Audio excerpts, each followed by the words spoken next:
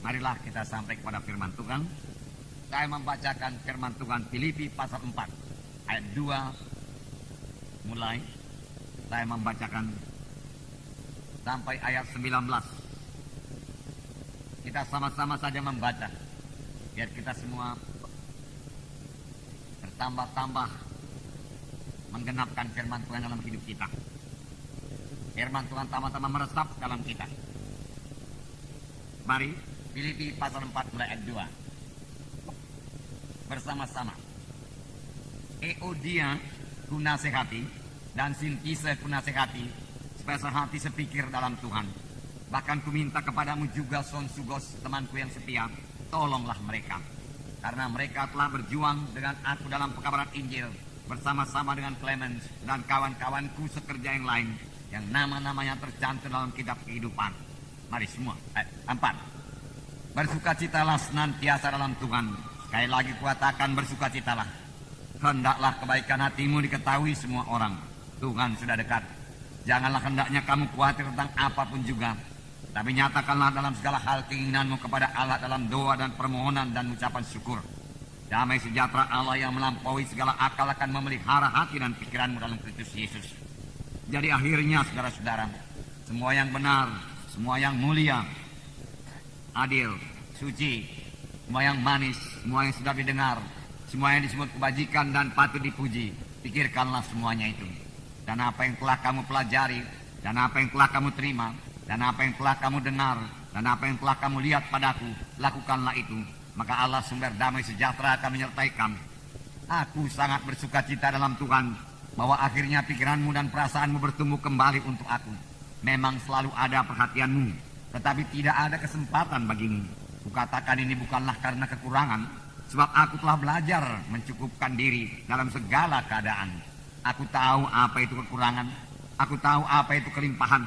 Dalam segala hal dan dalam segala perkara tidak ada sesuatu yang merupakan rahasia bagiku, baik dalam hal kenyang maupun dalam hal kelaparan, baik dalam hal kelimpahan maupun dalam hal kekurangan.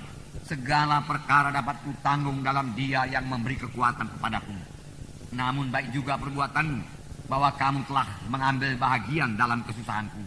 Kamu sendiri tahu juga, hai orang-orang Filipi, pada waktu aku baru mulai mengabarkan Injil, ketika aku berangkat dari Makedonia, jemaat yang mengadakan perhitungan hutang piutang dengan aku selain daripada kamu. Karena di Tesalonika pun kamu telah 1-2 kali mengirimkan bantuan kepadaku. Tetapi yang kuutamakan bukanlah pemberian itu, melainkan buahnya yang makin memperbesar keuntunganmu. Kini aku telah menerima semua yang perlu daripadamu, malah lebih daripada itu. Aku berkelimpahan, karena aku telah menerima kirimanmu dari Epaphroditus, suatu persembahan yang harum, suatu korban yang disukai dan yang berkenan kepada Allah. Allahku akan memenuhi segala keperluanmu menurut kekayaan dan kemuliaannya dalam Kristus Yesus. Sampai di situ dulu. Saudaraku, yang pertama nasihat Paulus, saudara, kepada sidang Filipi. Sini dikatakannya Euodia ku nasihati dan Sintise ku nasihati, supaya sehati sepikir dalam Tuhan. Saudara, tentunya ada perselisihan di antara mereka, dan tiap-tiap perselisihan ini menduka citakan Roh Kudus. Tuhan menghendaki setiap anak-anaknya saling mengasihi. Tuhan menghendaki setiap anak-anaknya bersatu dan bersehati dalam pekerjaan Tuhan. Hanya satu gereja Tuhan, satu sidang Tuhan yang bersatu dan bersehati, yang bisa mengerjakan pekerjaan Tuhan, yang bisa menggenapkan amanat agung. Firman Tuhan berkata, dalam persatuanlah berkat Tuhan dicurahkan. Ada kuasa dalam persatuan. Secara dunia juga, saudaraku. Dahulu waktu kami anak-anak, kami 7 orang bersaudara, orang tua kami selalu berkata, bersatu kalian 7 orang bersaudara, maka kalian akan menang, kalian akan berhasil. Lihat saja lidi, dia katakan. Kalau lidi itu yang satu ikatan tidak bisa dipatahkan. Tapi kalau lidi itu diambil satu persatu lalu dipatahkan, semua bisa patah. Demikian kalau kalian berpecah-pecah, dia katakan. Dan itu memang benar, saudaraku. Secara dunia, bahkan pekerjaan dunia pun, saudaraku, berhasil kalau banyak orang bersatu bersehati dan punya satu tujuan. Kita melihat dalam menara Babel. Menara Babel bahkan bukan kehendak Tuhan. Tetapi orang-orang pada zaman itu berkata, mari kita bersatu. Mari kita buat satu menara yang puncaknya sampai ke langit. Lalu mereka bersatu. Lalu mereka bekerja sama. Mereka berserati. Mereka punya satu goal. Mereka punya satu tujuan. Membangun menara sampai ke langit tingginya. Dan saudaraku, Tuhan harus campur tangan. Mengapa? Karena pekerjaan mereka itu berjalan dengan lancar dan baik. Lalu Tuhan lihat, menara itu tentunya begitu kecil kepada Tuhan. Tetapi Tuhan turun. Dan Tuhan hanya memecahkan bahasa mereka. Dengan pecahnya bahasa mereka, mereka tidak mengerti satu sama lain. Maka persatuan mereka juga pecah. Dengan pecahnya persatuan mereka, mereka tidak sanggup lagi, tidak dapat lagi membangun menara Babel. Tapi kalau mereka bersatu, mereka sanggup membangun bangunan yang bagaimanapun besarnya. Saudaraku, yang kekasih dalam nama Yesus, perlu persatuan dalam sidang Tuhan. Kalau kita bersatu, saudaraku, dan memang kita sudah bersatu, saudara lihat bertuhan, saudaraku, dalam sidang ini. Jiwa-jiwa selalu selamat tiap-tiap minggu. Baptisan 400-500 orang dikirimkan Tuhan tiap-tiap bulan. Kuasa Tuhan dinyatakan. Tetapi kuasa Tuhan itu bisa lebih banyak lagi dinyatakan kalau persatuan kita pertama teguh lagi. Sebab firman Tuhan berkata, pekerjaan-pekerjaan yang aku kerjakan akan kamu kerjakan. Bahkan pekerjaan-pekerjaan yang lebih besar daripada ini akan kamu kerjakan. Karena aku pergi kepada Bapa. Kita belum melihat pekerjaan-pekerjaan yang lebih besar daripada yang dikerjakan Yesus.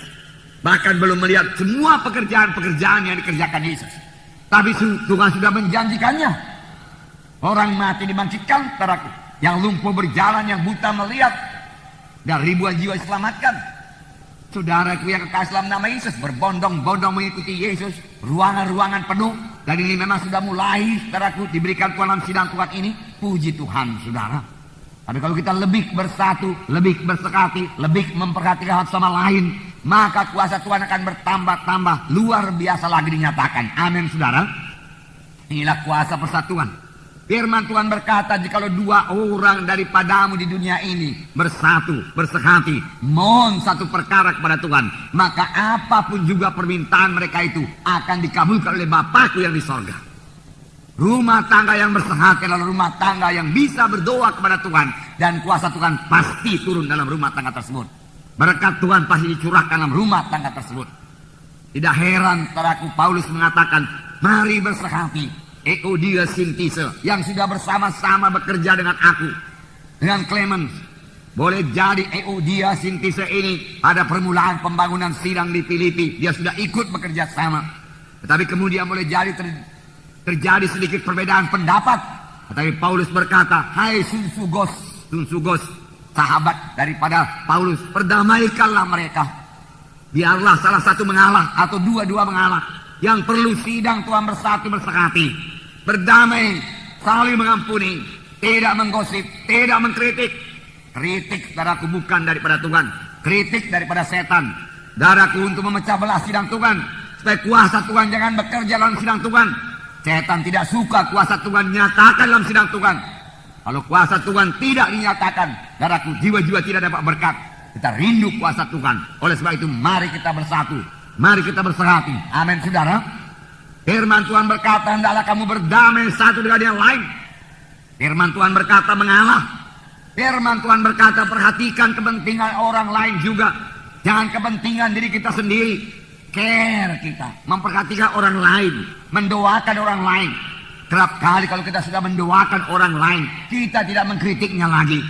Tapi kalau kita tidak mendoakan, maka kita bisa mengkritiknya. Kalau kita lihat satu-satu perbuatannya yang tidak seturut dengan kehendak kita, belum tentu tidak seturut dengan kehendak Tuhan, kehendak kita, saudaraku. Saudaraku, oleh sebab itu hati-hati, saudaraku. Kritik, saudaraku, selalu merusak dan tidak membawa berkat. Baik bagi yang dikritik, baik bagi yang mengkritik, saudaraku. Saudaraku, apalagi gosip gunjing, saudaraku. Selalu, saudaraku, menjadi alat setan, saudaraku.